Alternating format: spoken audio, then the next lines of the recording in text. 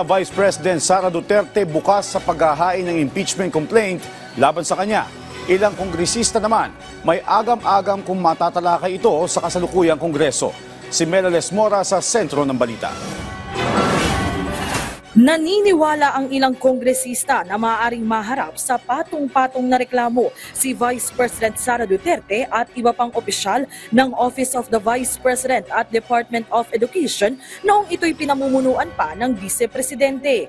Yan ay kung mapatutunayan ang mga irregularidad na natukoy sa mga pagdinig ng House Committee on Good Government and Public Accountability ukol sa umano'y maling paggamit ng pondo ng mga nasabing opisina. Sa pagdinig ng komite kahapon, inilatag na ng mga kongresista ang mga nakikita nilang posibleng krimen na nangyari sa OVP at DepEd. Ilan lamang dyan ang plunder, falsification, technical malversation, bribery at perjury.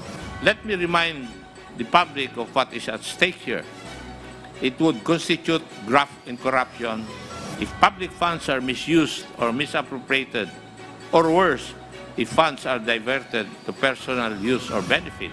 Kapag hinanap sa iyo kung nasaan yung funds or saan napunta at wala kang masagot, the law presumes na binulsa mo.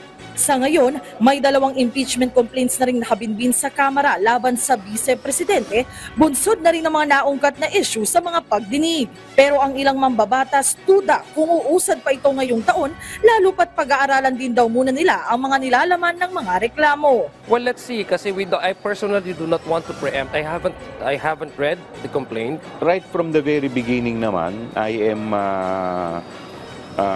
consistent naman na kung merong ground, meron naman talaga. But ang concern ko talaga is yung time.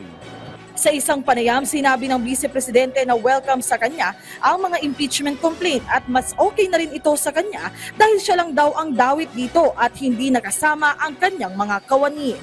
Melales Moras para sa Pambansang TV sa Bagong Pilipinas.